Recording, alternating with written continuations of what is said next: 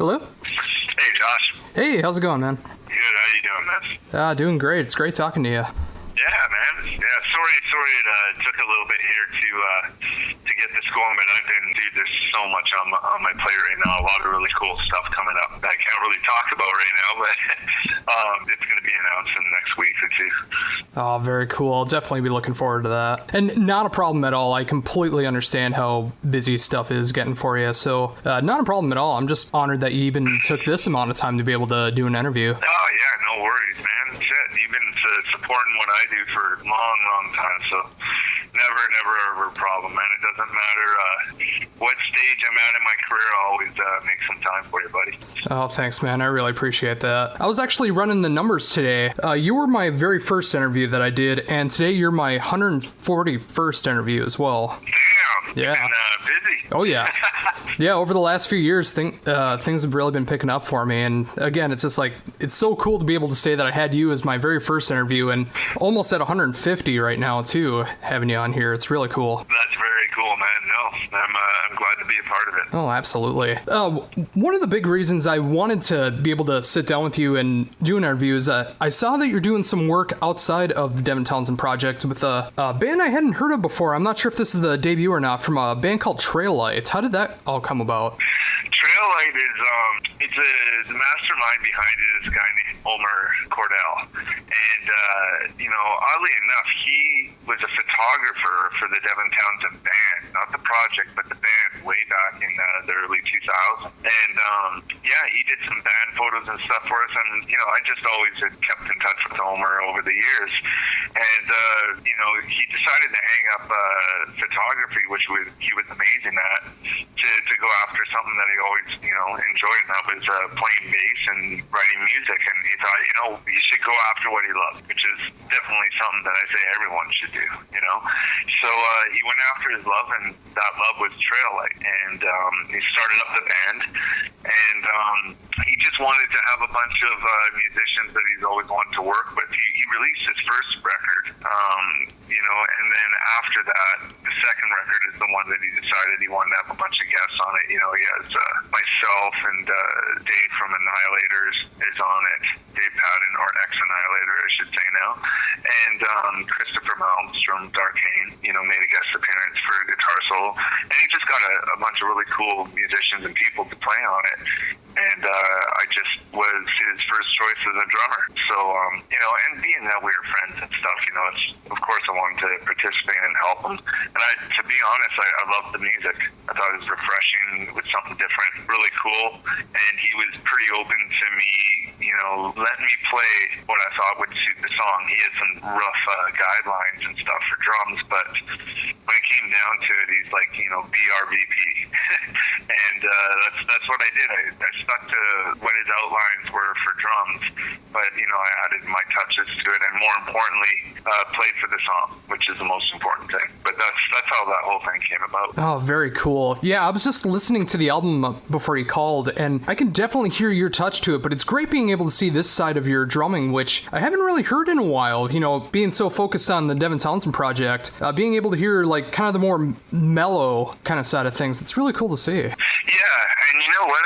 I really enjoy that stuff. It's even with 10 Ways, when I did that record, there was some really mellow, kind of slow pace, slow tempo tunes, and I got to do some really cool grooves, and it wasn't stun drumming like I have to do in the Devin Townsend project. It was just groove and play for the song, and really just lay down a foundation, not have to worry about being crazy, but still trying to be unique and creative within something that's a slow tempo, right? Like, I always want to come through with my style, no matter what I'm doing. First and foremost, it will always be for the song, but if I can make it creative and still suit the song, so it's like, hey, that's our VP drumming, then I'll do my best to always make that happen. But like I said, it's always the song first. Oh, absolutely. I think a lot of people tend to forget about that the more technical the music gets, but when you're able to just like make it mellower, more mid to slow tempo, there's so much room to be open with it, whether it's just sitting back and grooving or adding a specific fill or something. Just like a lot more room to experiment and be open with when it's like that. There is, and another thing too, one of my big drumming heroes was or is Vinnie Paul from Pantera, and the reason why I loved him so much is he is a phenomenal drummer, and he has great ideas, and he can be technical. But the thing I loved about him the most was the fact that he could have did some really crazy stuff in a lot of the Pantera songs that he did, but you know what? He chose to lay down this fat groove, and then every once in a while whip out this awesome drum fill or a crazy beat like the song Becoming, or anything like that. And I really, really enjoyed listening to his drumming as a result of that, because whenever he did do something that was a little bit crazy or stuck out, it really stuck out. And I think that's the problem with metal today, to be honest, or why I don't listen to a lot of the newer stuff that's going on, is because it just seems like a note fest. How many notes can you throw in there? How fast can you blast? I don't know. I have nothing. I enjoy that stuff too, but within the same breath, if it's just relentless and all the time, it just loses me really quick. And I guess like an example of one of the newer bands that I feel they kind of give me the same vibe as Gojira, because Mario does some crazy stuff, but you know what? He'll just lay down the fattest groove and go with it and play for that song, and then out of nowhere, he'll come out and do some crazy beat or some crazy fill or whatever, and it sticks out like a sore thumb. You know what I mean? And I really miss that in music today. I find there's just so much going on in it, and I don't know, it's like I'll always play the way I play, but I really appreciate things that aren't overdone, yet you can still be creative, laying down a fat groove. You know what I mean? It is possible. Everyone thinks that you got to be busy, but you don't have to be. It can be placement, it can be dynamics, it can be accenting, and it can be a ton of different things. But I think if you can be creative in doing something slow and not overplaying, I think you got it made, because when you're required to do the creative stuff, then that's not going to be a problem. Yeah, you definitely hit the nail on the head, and one term that you use that I definitely feel is the case is the lack of dynamics that's going on with drumming, because pretty much like what you just touched on, being as technical as possible, doing as fast a blast as you can, the fastest double bass that you can, that stuff is awesome, but it's awesome in the right moments, not when it's just relentless 24/7. Exactly. That's the point that I was trying to make, and that's exactly what it is. I can't even how you said it is exactly how it is. Can't even say it better, man. That's a great way of explaining it, and I just wish there was a little bit more of that, because it seems to be going the opposite way. But you know what? I could be completely wrong, and maybe I'm not listening to enough music out there. I don't know, but it's just I do listen to quite a bit, and I'm always looking for something new to listen to. But it's been really hard to find. And that's just my opinion on the matter, though. Oh, I definitely feel the same way, and that even happens with bands. I know sometimes they just want to stick to their one style, but I can only listen to some bands. I won't give any names or anything, but some bands I can only listen to like 2 or 3 songs before I just feel like it's the same tempo, it's the same thing that they keep doing over and over, and it's just nice to be able to hear something with more dynamics and being able to hear more variation on a sound rather than just keeping the same thing over and over. And I think it's in cycles where it's really cool to be fast and technical again, but I think it'll happen at some point where some band will come out and show that they can groove and do the technical stuff at the right spots, but just being able to show that drumming should be just for the song, not just to be able to show off your chops. Yep, I agree. And you know what? Like I said, there are bands out there doing that right now that are successful. It's like I think Gojira is one of them. I think Slipknot's one of them. Slipknot's a band that can just lay down 4 on the floor type song, and then the next song they'll be doing blast grind beats and crazy stuff. Like they get it. The songwriting's there. It's smart. And it's no wonder that they're selling out arenas. You know what I mean? They just played Vancouver. It was sold out, and it was Rogers Arena.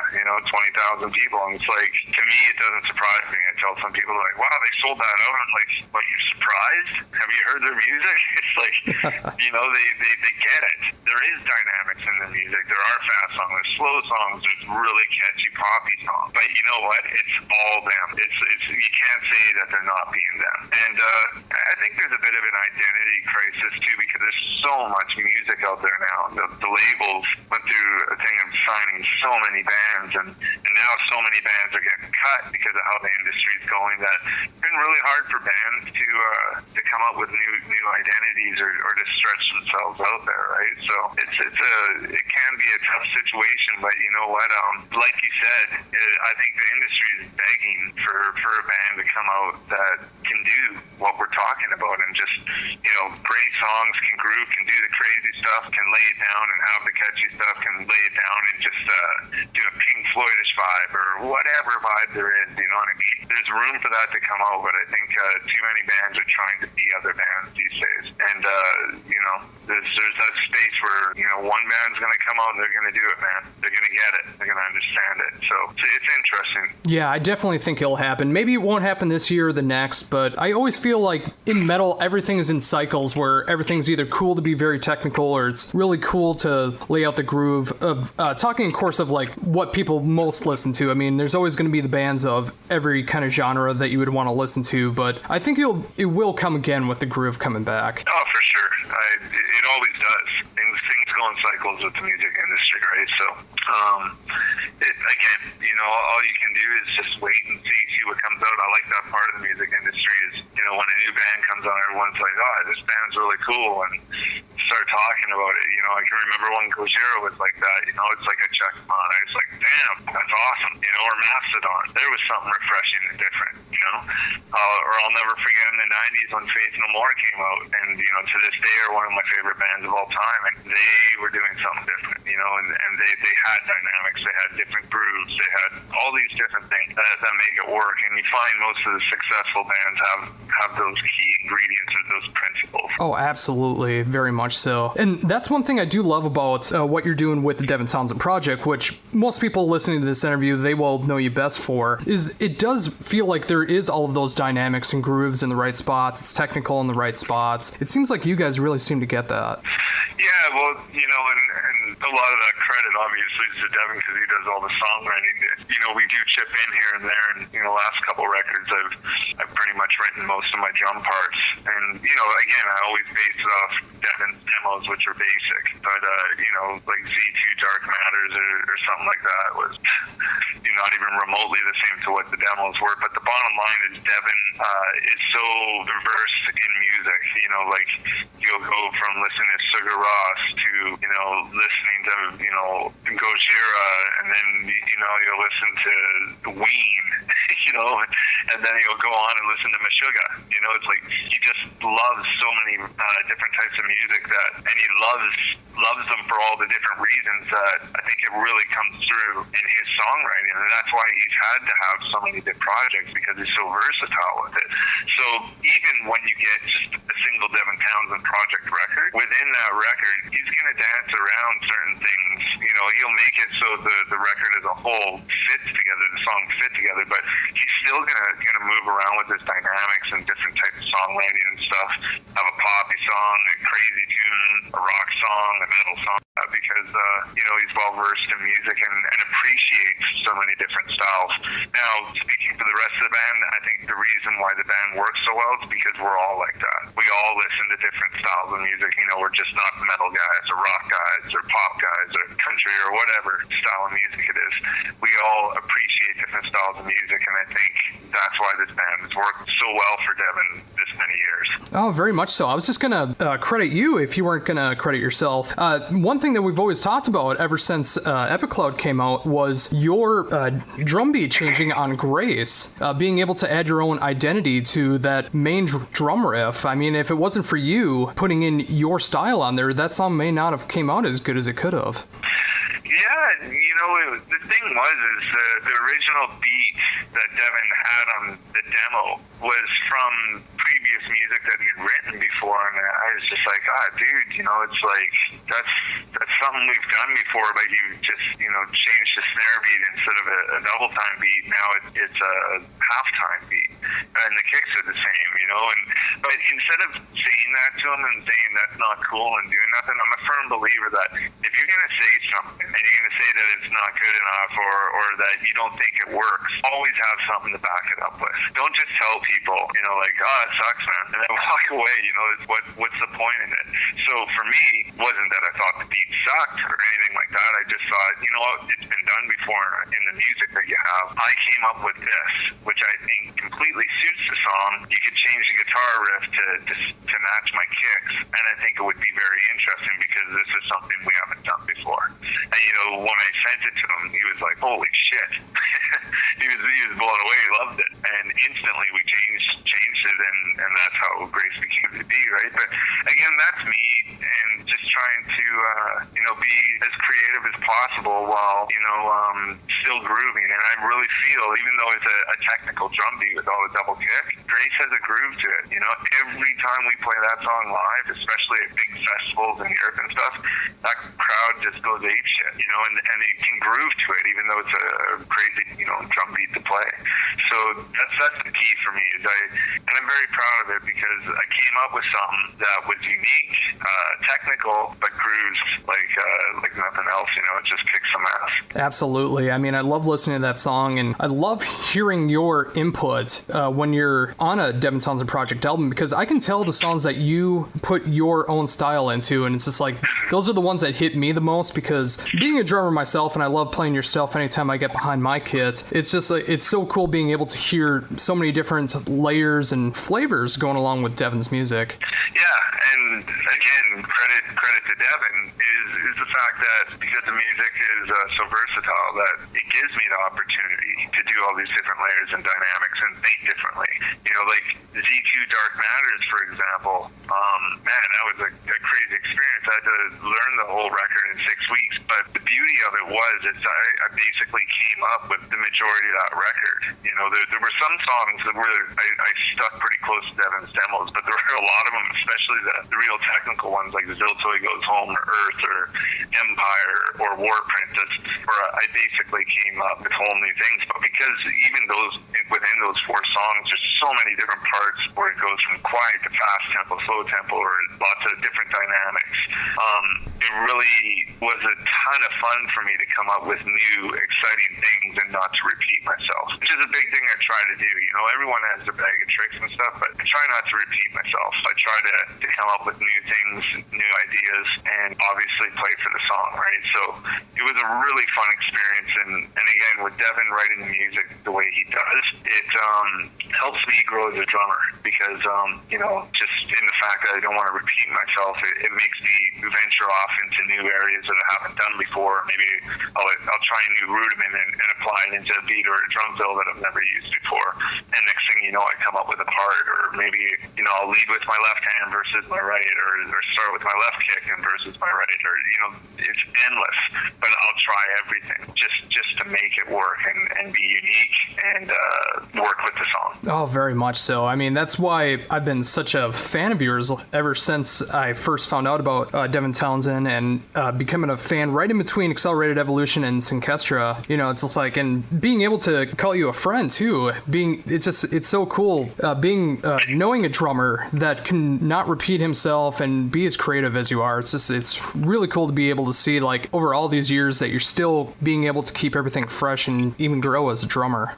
Yeah, and that's always the goal. I think that's anyone's goal in life is, it's like, if that isn't your goal, then you're doing something wrong in life, man. I think we should all strive to be better, to get to each other, to learn from each other, and whatever you experience in life. If you shoot for the norm, you're gonna get the norm. If you shoot big, maybe you don't get the big thing in the end, but you know what? You'll shoot a lot better than the norm. You know what I mean? So that, I think I apply that to my drumming too. It's like I want to grow as a drummer. I always want to be better. I want to learn. Like I meet so many amazing drummers on the road that I appreciate. I don't just sit there and try and be in competition with them. I sit there and watch them and I go, that's wicked. Maybe I could apply that technique to my playing and do something a little different with it. It's like I'm just a sponge when it comes to learning and looking at different approaches to drumming. So I'll always aspire to be better than I am today. And it's the only person I'm in competition with is myself, and that's how it'll always be. And I'll always appreciate others and their styles, and just soak up as much as I can. Yeah, that's definitely the greatest way to be. And that's one thing I've learned about my drumming as well, is being able to have that same mindset as you do, is always being open to learning new things, trying to be creative, always trying to challenge yourself, and of course always having fun with it as well. Yeah, that's exactly it, man. Oh, absolutely. And of course, you can see your drumming on the latest Devin Townsend Project DVD that's going to be coming out very soon. What can you talk about from the DVD recording? Well, that was for our sold-out show at Royal Albert Hall. And for those of you who don't know about it, it basically what it was is we played all of Ziltoid 2 Dark Matters in its entirety. That's how we opened the show. And then it was, a post on his Facebook, and he got a ton of comments back about what songs people would love to see and hear at that show. So that's what the second set was. It was an evening with, basically. And, it's a 3-hour show, and it was pretty intense, just like the Roundhouse show was when we did the Retinal Circus at the Roundhouse. It was an intense show. This one didn't have as many people on stage like actors and stuff. This was more the band and some pretty amazing production with screens and stuff like that. And just being in Royal Albert Hall, like, that's got to be the most iconic gig in the world. It's like that's a bucket list gig, always has been for me. To say that I played it, it's just, I still pinch myself. When I saw, we got the Blu-ray and saw a version of it, a few weeks back. And when we saw it, it's just like gives you goosebumps, right? Like, holy crap, I played that place, and we even captured it on Blu-ray so I can relive it, right? But the show itself was spectacular. There's tons of great material. Again, we played all of Ziltoid 2 and Dark Matters on the by request set's really cool. And I thought everyone played really well. And I thought the band played great, and I was really happy with how things turned out for myself as well, because that Z2 record's a bitch to play. Yeah, I can imagine. I mean, being able to play that straight through front to back, I mean, that had to wear you out. Yeah, it was pretty crazy. Because of adrenaline, I got through it, and so it wasn't that tiring. When it got tiring for me was we finished the Z2 set, and then we went into the by request set, and there was only like a 20-25 minute break in between. And Devin and the guys are like, "Oh, let's start it with Namaste."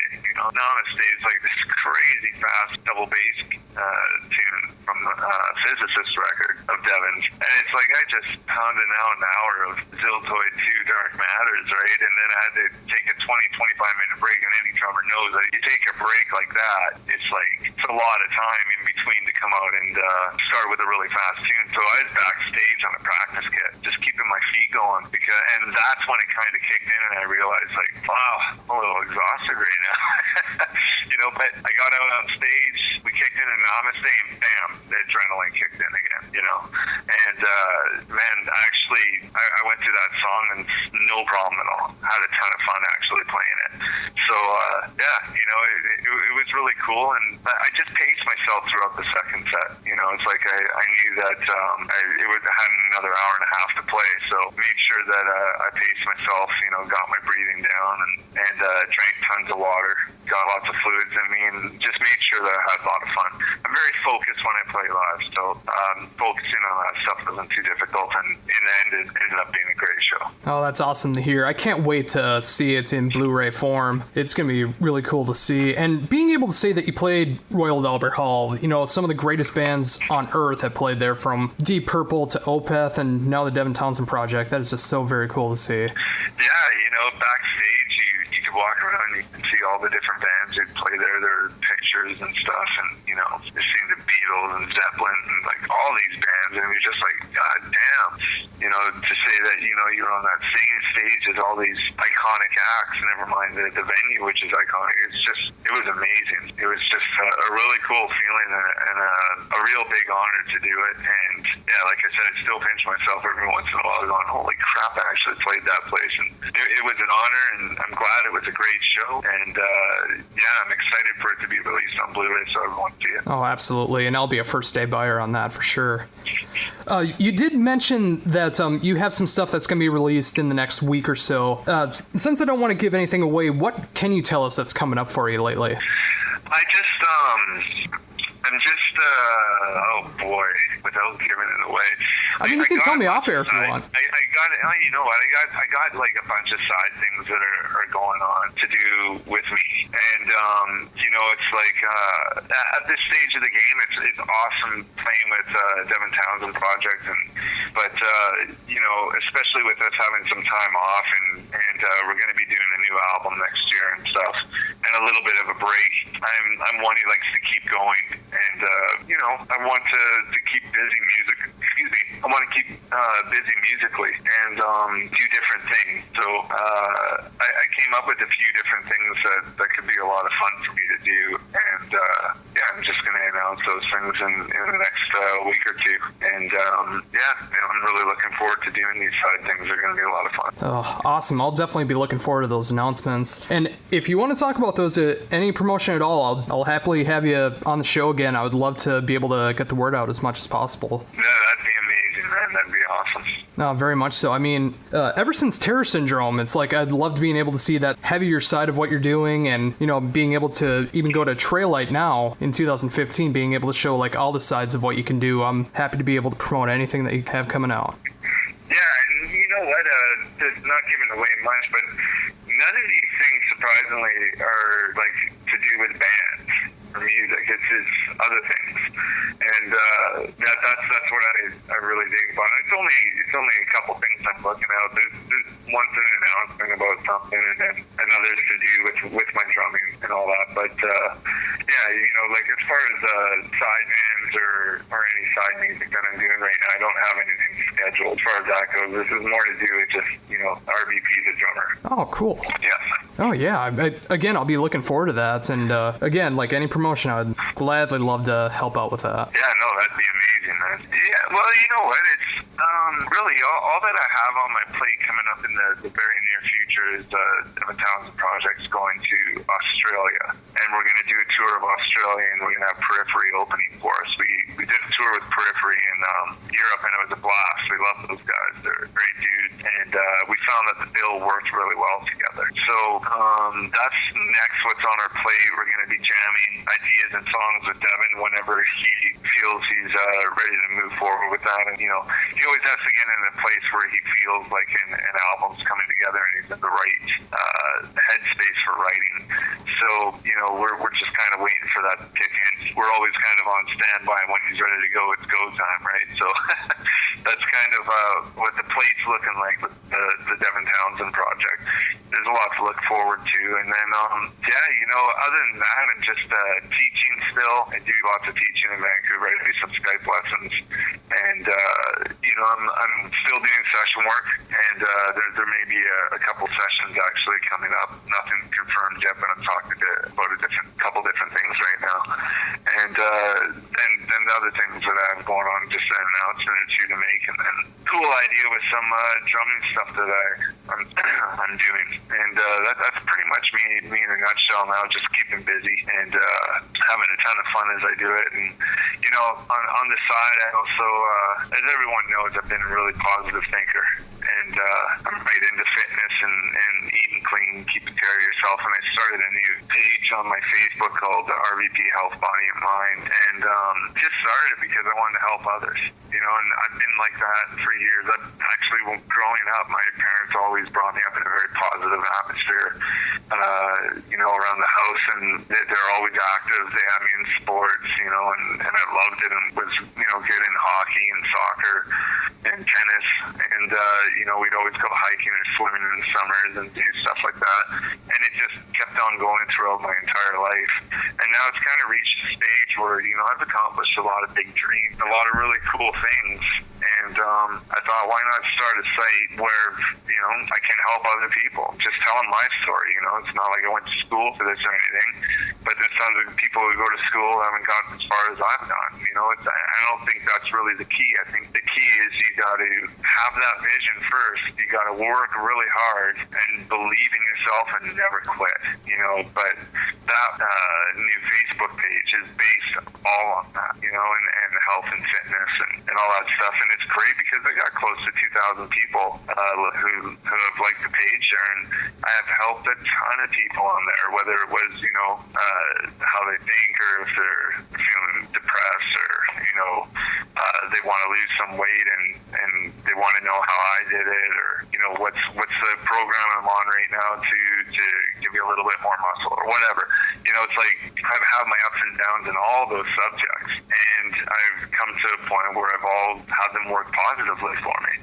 So, having this page is just something to kind of give back and share with others, and it's been a really gratifying feeling being able to see lots of people come in and be interested in it. So, really proud of it, and it's let's say it's kind of like a life's work that I've put into a Facebook page, And again, I'm not a doctor, I didn't go to school or anything. Everything off that side is based off my opinion and what works for me. But hey, man, I'm happy, I'm healthy, I'm in a good place in life, and man, I'm not even close to done as far as my dreams and goals. So it's an inspiring thing, and that's what I want to do, is inspire and motivate. Well, I'm glad to hear it, man, because I am one of those near 2,000 people that have liked the page, and I do follow it every time that you do an update for it. And it doesn't matter if it is of the health or fitness or of the mind, just being able to hear your positive outlook and realistic outlook on everything that you're going through on that page. It's great to see everyone that's been affected by it, all the tips that you're giving, because someone of your stature, there's so many people who would love to be able to do what you're doing right now, and it's so great to see that you're giving back as well. That's the thing, man. I just think there needs to be more of helping each other. There needs to be more of that. It's like, why would you? That's why I love teaching. Why wouldn't I share what works for me? This world would be a better place if people were more positive and happy with their lives. But there is lots of negativity. There's tons of pessimistic people, and one thing that I've always said is, what you got to look for the positive and the negative. You know what I mean? If people are like, oh, there's no positive and negatives, well, it's because you believe that, and you just said it. So of course you believe it. You know what I mean? So that's how I was brought up, and things consistently have worked out for me. And if I can just share that with people, whether it's health, fitness, eating clean, or how you think, or positivity, whatever it is, if I can share what has worked for me throughout the years, and tons of other successful people, it's worked the same for them, then why not share that and help others achieve their goals and dreams? You know what I mean? And that's why I started that page. And again, there's lots of people out there, and they say they're positive and stuff, and they are. That's cool and whatever. But I just wanted to take it a step further and actually put myself out there. And like I said, it's been kind of a life's amount of work that I've basically have been putting into this one Facebook page, because I've always been that way. So it only made sense, and I'm just really happy to see someone even like yourself. You saying you're following it. It's awesome when I get tons of private messages on there too, and people just commending me on it and saying how much they love it, and not a better feeling in the world, man. That's exactly what I want, is people to get something out of it, and it's working so far. So let's just hope it keeps on getting bigger and better, and there's more people that I can inspire and motivate to live their dreams and goals as well. Oh, very much so. I mean, even if it's in a smaller aspect with me, one of the things that makes me so happy is being able to show someone a new band or show them a new style of music that they weren't familiar with, which is one of the biggest aspects about doing my radio show, is being able to show the bands that I'm currently listening to and try to give them exposure. It doesn't matter how big or small they are, just being able to show that aspect to it. And it's such a great feeling when someone tells me that they discovered a band because I recommended them. It's just a great being able to help people, whether it is finding new music or anything that you're doing with your side Facebook page. It's a great feeling being able to help people. That's exactly it, and you're doing the same thing. You said it perfectly with your radio show. You're introducing different music, different bands, things that you think, things that are different,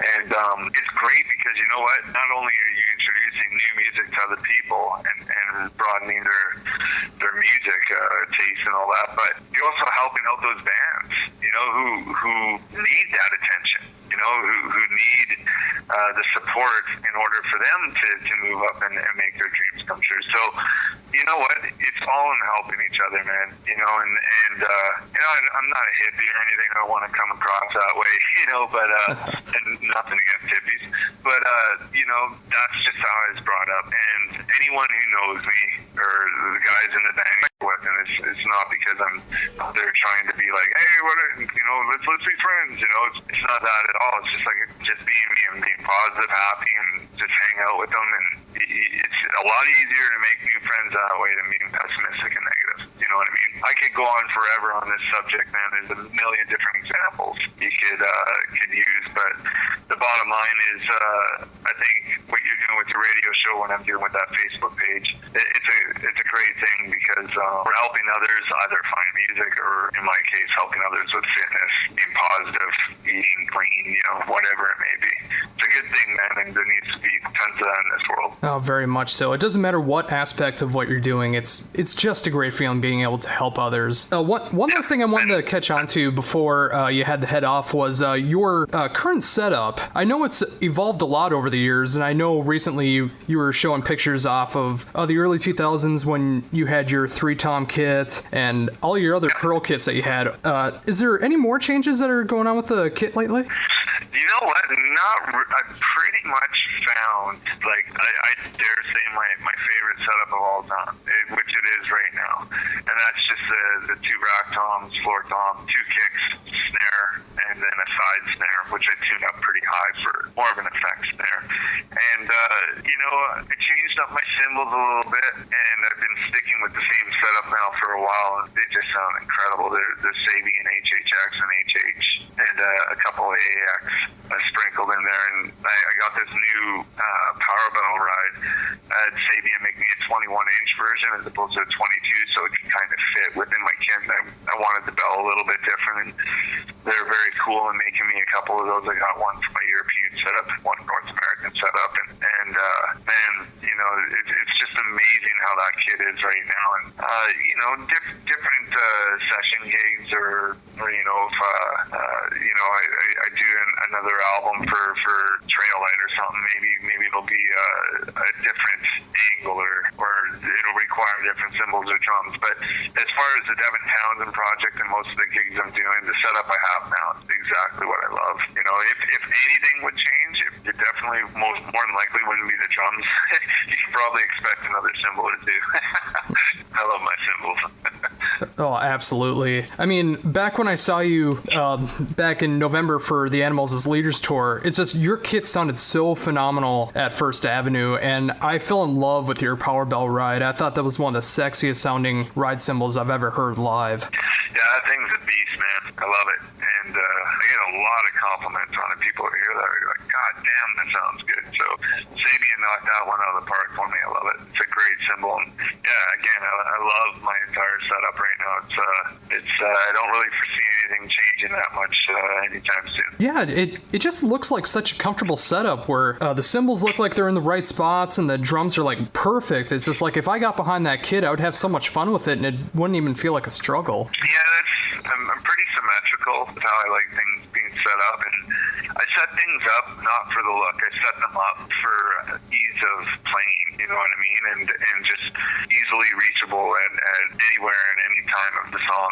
I can hit what I need to hit, you know. So that's how all my setups have always worked. I learned that from a young age from a drum teacher of mine way back in the day, and that always stuck with me. So, you know, if my set happens to look cool, awesome, but that's not why I set them up the way I do.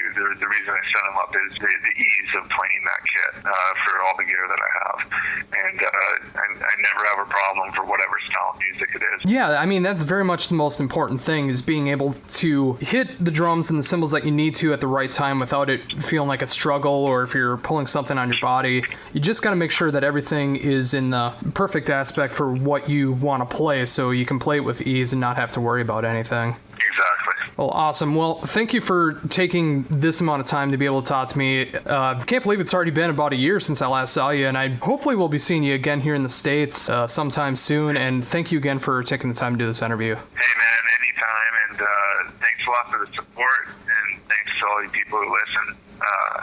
Again, I always say it whenever we have fans at our meet and greets and stuff. It's like I can't do any of this without the people who support what I do, what the DTP does, and all that stuff. So thanks very much to all the people who support us and support what I do, and we'll keep on doing it, man. We'll keep on kicking ass, and I promise to do the same in whatever I do.